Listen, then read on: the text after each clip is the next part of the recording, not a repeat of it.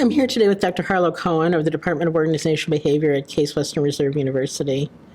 Good morning, Dr. Cohen. Good morning. We're talking to current and emeriti faculty of the Department of Organizational Behavior to hear about your careers, your time at Case Western, and to collect stories, if you will, about that experience. We all have times in our lives when we know we've intuitively made the right decision, whether that's career or family, and we say we just know it, it's the right one. And that's what we want to hear about today. And we'd like to start by talking about how did you get to the field of organizational behavior, however you choose to define that. Okay. But what brought you here? How did you arrive here? Yeah, well, at the time I was working for a corporation, head of human resources and labor relations for them. And I had two colleagues who were working in the corporate office that actually started with the very first master's program in organization development. And that was Pete and Suzanne, and they started with, in those days it was called MOD, Right. okay, which had a double entendre to it, but what they did was they came back after gaining experience with it. And the MOD program, the Masters in Organization Development Analysis, was the first master's program in the United States in organization development. And they came to me very excited and they said, Harlow, you got to get involved with the second iteration of this, you got to be part of it. And they even said they would pay for the master's, Good. which doesn't happen all that often anymore. And so I did that and I got into it and became very, very excited about the pedagogy. I wouldn't have used that term in those days, but the way that they taught was basically experiential learning, which was learning by doing. And I had never experienced anything like that before.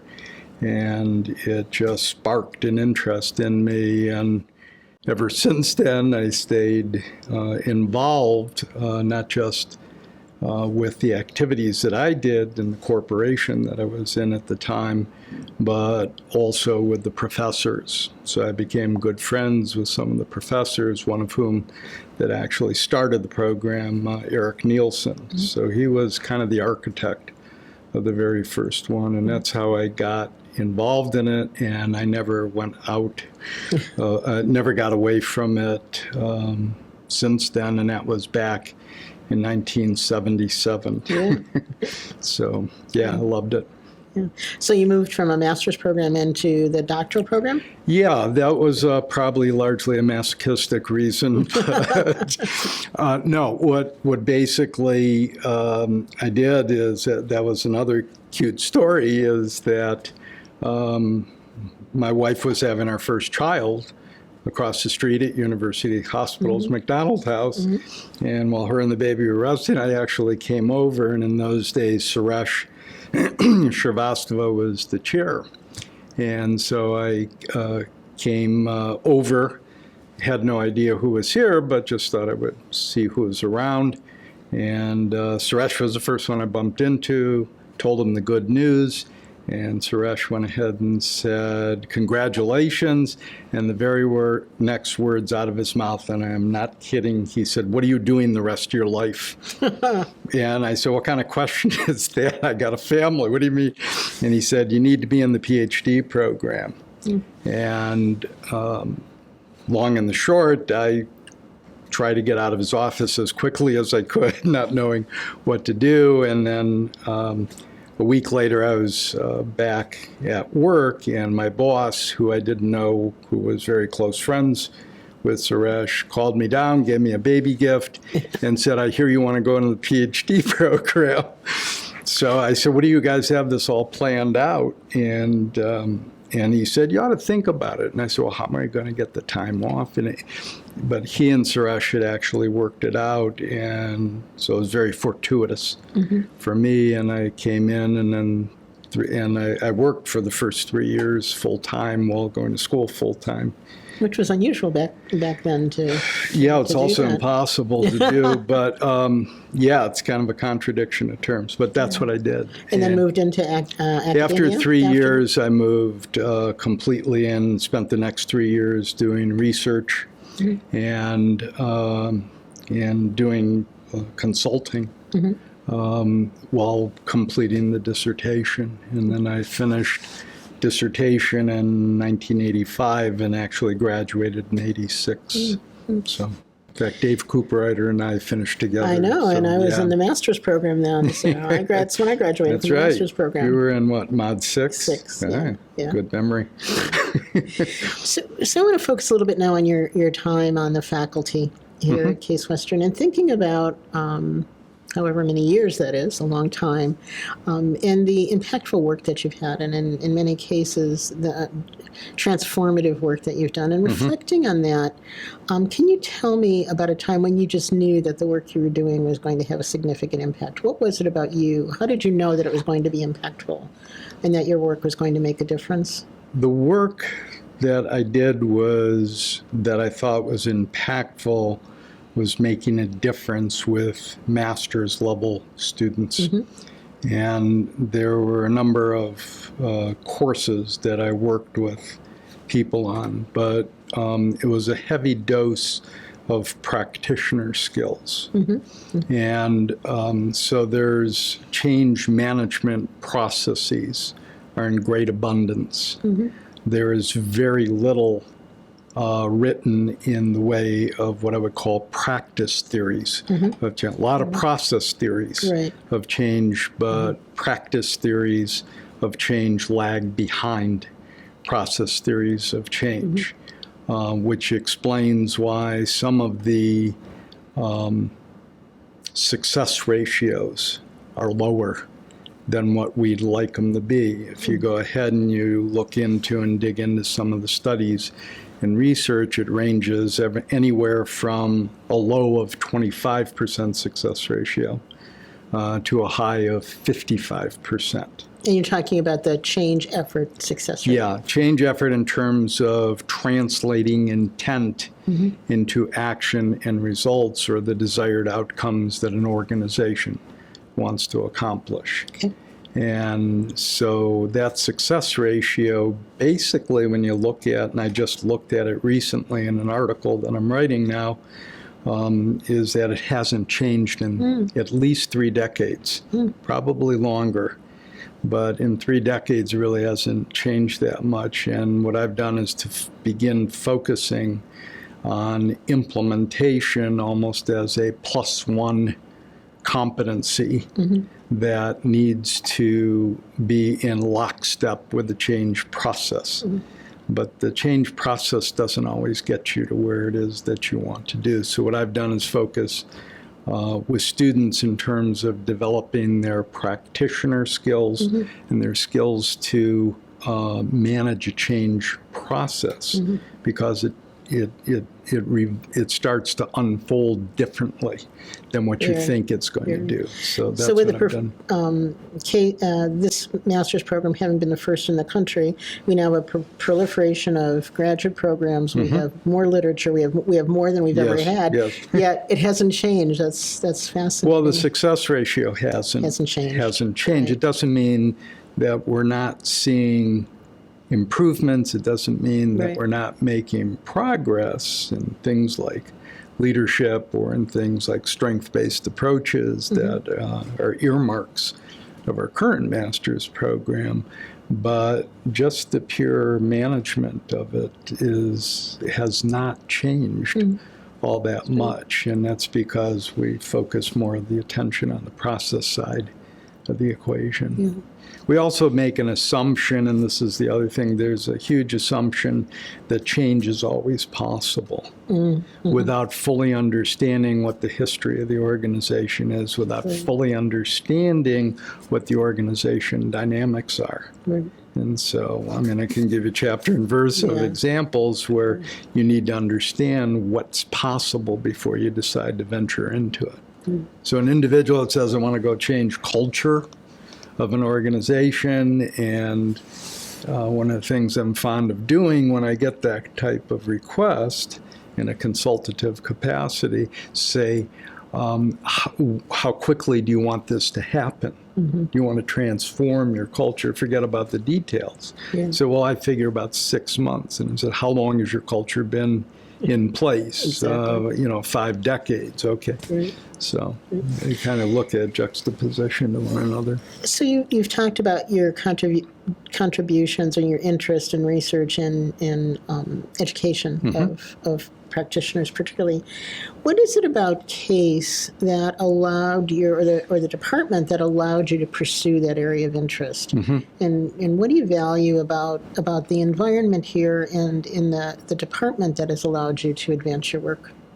Is that the PhD program is different than many other universities. Number one, the people are uniquely nice here.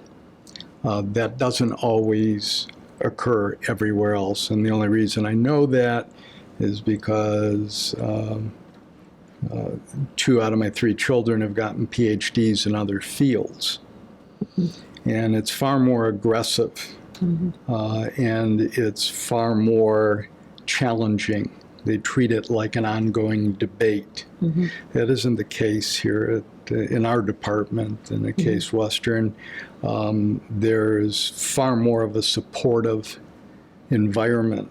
That doesn't mean that you don't have concentration and pulls that people have gravitational pull toward, but that if you want to pursue something that's different, is that you have the license to do that. Nobody will go ahead and challenge you on it. What they do is they're far more supportive. I mean, when I wrote an article on called An Inconvenient Truth about leadership development, which some people could perceive as being contradictory to what we do, which is not. It's just a different angle of it, is that I had my department chair was extraordinarily supportive. Diana was wonderful in terms of working with me on it.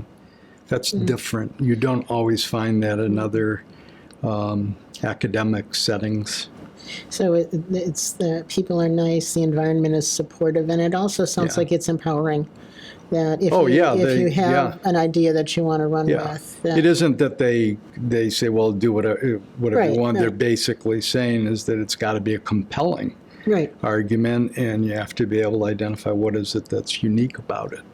So I think that somebody once asked me, one of the prospective students and applicant for our program, went ahead and asked, why is your program better than all the others? And I said, if you know anything about strategy, it's not trying to be the best. That doesn't work. What does matter is being different. Right. And so I think our program and what we do is different than other programs. Strength-based approaches to organization development is different. It turned it upside down, the logic upside down. Looking at emotional intelligence and coaching with compassion and intentional change there is different. Experiential learning theory, which was started here by David Kolb, who's been retired for over 5 years, still acts as a foundational piece of almost everything we do and the way we teach. So that it's what's different about us. You can't find it. You might find similarities, but it's different. So from what I hear you saying, there's an anticipatory environment where there is a perceived need, but then the environment within the university, within the department, is nimble enough to respond to that need, and that makes it different or unique. Well, I think it's different from a content standpoint. It is different from a process standpoint. And there's a third element that I think is probably the most telling, which is the context can change. So when we take a look at our students, they're coming from all over the world. They're coming from dozens of different types of jobs and positions. They're coming from probably 8 different segments, SIC codes. I mean, so they're from healthcare, they're from nonprofit, they're from industry, et cetera. So they all get exposed to similar types of experiences. They get the same reading, they get the same professors, they get the same models. And what I think is really unique about what we do is that they find ways of applying the models and adapting it to their particular circumstance or situation. You can't always do that. That's where models start breaking down. Ours has shown an amazing resilience to be able to affect change across a broad range of scenarios and situations. That's another big, you don't usually. It's important. It's I think it's vital. So continuing along that vein, as we think about the field, and again, however you define that field, we know, and what you teach is that we can build on the best of our past, but the other side of that is not only building on the best of the past, but also looking to the future and dreaming for a new possibility. So when you think about the field, what do you think is the most important for the field to move toward, or what is your dream for the future of the field? Yeah, well, a little bit of history is useful. Organization development grows directly out of the work done in social psychology on groups, which migrated over to teams within organizations and businesses.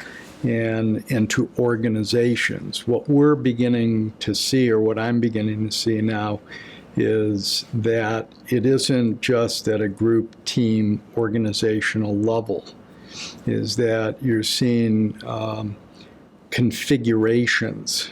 So for example, you have an entire customer supplier network. There's a value chain. And what I think we have seen are value chains competing with other value chains in the same field, in the same arena that they're doing. And so the interventions that I think we're going to be looking at and are already moving in that direction is going to be at institutional levels. I mean, global, obvious, but what I'm saying is institutional levels. When you talk with Dave Cooperrider, David is beginning to talk about how do you create that institution's capacity to be able to build change into the fabric of who it already is, as opposed to necessarily having to go out and get an outside intervention or outside change agent to make that happen. So I think that we've seen it migrate across more complex boundaries and things that are at different levels of abstraction than we've understood it before. So it isn't just team building at a group level. It's a lot more than that. And I see that's where the future of it going. The other is the role that innovation needs to play. So in a strategy course that I teach, I want to make sure that people get exposed to and understand what disruptive innovation is. Not just as some abstract thing that happens out in the marketplace, but how would they take the concepts connected with like disruptive innovation and build it into their practice? And what would they need to begin to do differently? How do they intervene more strategically? So especially without requisite authority or decision-making power, that's the harder challenge. But that's what we teach. So.